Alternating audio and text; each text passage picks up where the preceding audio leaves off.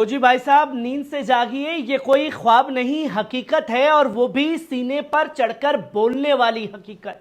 कल तक जिसकी जुबान पर C-17 था, आज उनके सामने तस्वीर भी है और तस्दीक भी। अमेरिका का C-17 फ्लीट अब गजा के ऊपर नहीं, इजराइल के नीचे उतर चुका है। खबर पक्की है, ऑफिशियल है। अमेरिका और इजराइल की गंदी दोस्ती को अब हथियारों की शक्ल मिल चुकी है, और वो भी उन्हीं C-17 जहाजों के जरिए जिन्हें कुछ मासूम लोग आज भी इमदाद लाने वाला फरिश्ता समझ रहे थे।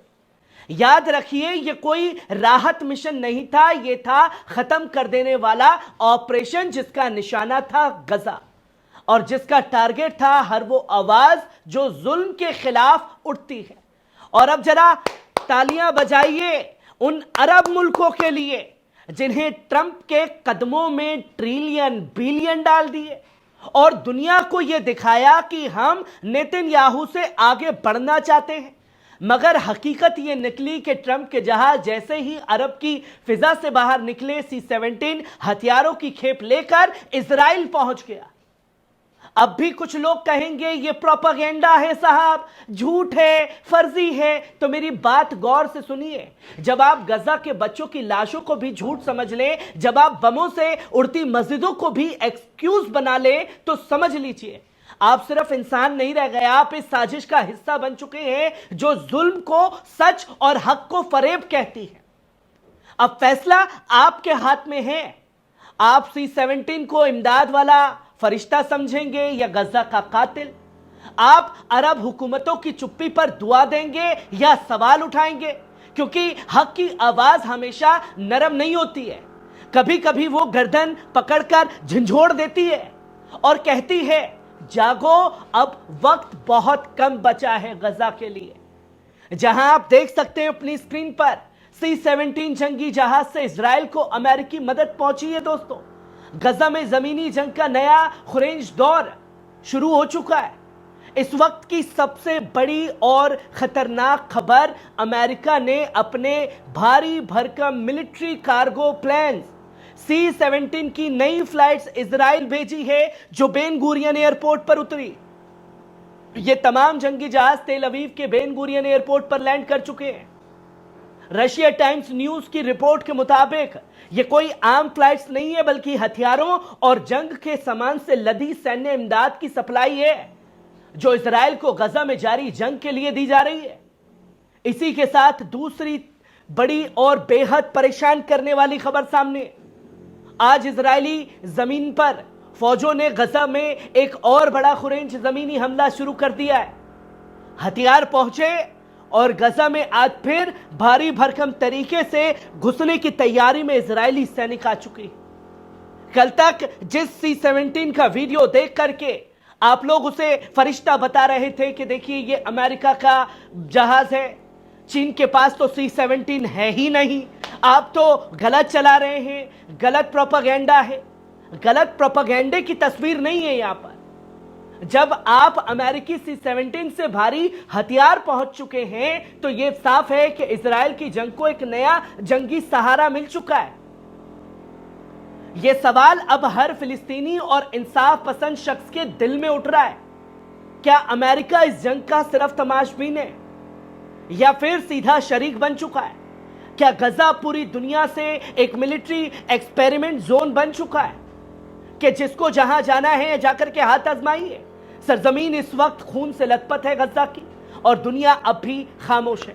दोस्तों, ये वीडियो आप देख रहे हैं, इस वीडियो का जिक्र हुआ कि भैया ये C-17 ने गजा में फरवरी के महीने में मदद पहुंचाई, पर हकीकत क्या है उस पायलट का बयान भी सामने आया है। उसने साफ तौर पर कहा जिसने ये इमदाद उस टाइम पहुंचाई थी, और वीडियो फरवरी का भी नहीं है, वीडियो 2024 के मार्च का है, जब जो बाइडेन की हुकूमत में यह इमदाद पहुंचाई गई थी, जब 60 दिन के लिए सीज फायर हुआ था। गजा पर जुल्म जारी है, जमीन से राहत पहुंचाना नामुमकिन हो चुका था। पायलट कहता है ऐसे में अब अमेरिका और उसके साथी मुल्क हवाई इमदाद के जरिए भूख और प्यास से जूझती इंसानियत को बचाने की कोशिश कर रहे थे। अमेरिकी एयरफोर्स के पायलट मेजर जेड क्रेन ने बुधवार को एक इंटरव्यू में साफ तौर पर कहा, हम जब C-17 से गजा के ऊपर उड़ते हैं तो नीचे सिर्फ बर्बादी, टूटे मकान और मदद के मुंतजिर लोग दिखाई देते हैं। हमने गजा सिटी को अपनी आंखों से तबाह देखा और उन चेहरों को भी जो राहत का इंतजार कर रहे थे। क्रेन का कहना है कि एयर ड्रॉप तरीका भले ही मुकम्मल ना हो, मगर इस वक्त यही एक फौरी हल है, क्योंकि इजराइल की पाबंदियों के चलते जमीनी रास्ते से राहत भेजना लगभग नामुमकिन हो गया है। अमेरिका अब तक 14 हवाई इमदादी मशीन चला चुका है। सिर्फ मार्च में ही तकरीबन 3 लाख से ज्यादा मील्स रेडी टू ईट के गिराए जा चुके हैं, जिसमें 1 लाख से ज्यादा पानी की बोतलें शामिल हैं, गजा में भेजी गई हैं। यह सारा ऑपरेशन कतर के एआई उबैद एयरबेस से चल रहा है, जो मिडल ईस्ट में अमेरिका का सबसे बड़ा मिलिट्री बेस है। C-17 जहाज जो अब C-130 की जगह ले चुका है, दोगुना पेलोड ले जा सकते हैं, और ये जो ले जा रहे हैं वो हलाल फूड है, ताकि गजा के मुसलमान भाइयों को दीन और तहरीम के साथ खाना मिल सके।